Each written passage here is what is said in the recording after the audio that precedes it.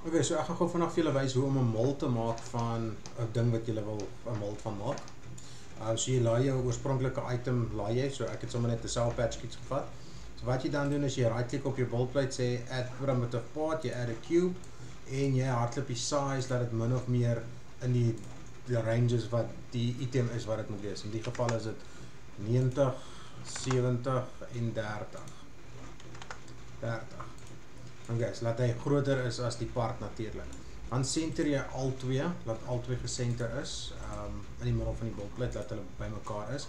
Wat jy dan doen is, jy moet die oorspronklike enetjie net so klein bietjie sak, dat daar 'n gaatjie gaan wees op die ou end as hy klaar deur is.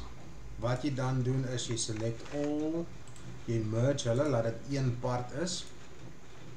Dan gaan jy terug na jou linkerkant toe, jy klik op die oorspronklike enetjie, right klik op hom en sê jy change type.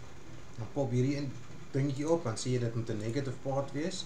Jy sê okay, en dan is dit nou 'n negative part. Wat jy dan moet doen is, jy moet hom nog split. So hy kan nie net so print nie, anders gaan jy obviously nie uit mekaar uitkom nie. So wat jy dan doen, klik op hom en jy gaan hom 'n bietjie split insit. En dit gaan natuurlik dan nou jy moet hom opbring en dan die groen enetjie ook, laat hy daar in die helfte ingaan en natuurlik sit jy jou connectortjies by. So ons sit nou maar net 'n connectortjie daarby en 'n connectortjie daar en daar. Dis maar net 'n voorbeeld, julle kan dit baie netjieser doen as wat ek dit nou doen. En dan perform jy die cut. Wat jy dan doen is, jy verander die rotation, laat daai dele bo is, jy arrange hulle, en jy slice jou plate.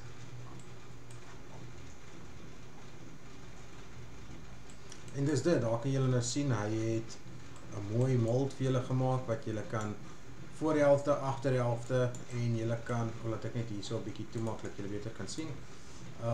So ja, daar so het jy dan jou mold wat aan mekaar gaan, en natuurlik jou onderkant waar jy jou silikon of wat ook al jy wil laat insit, daarin laat ingaan.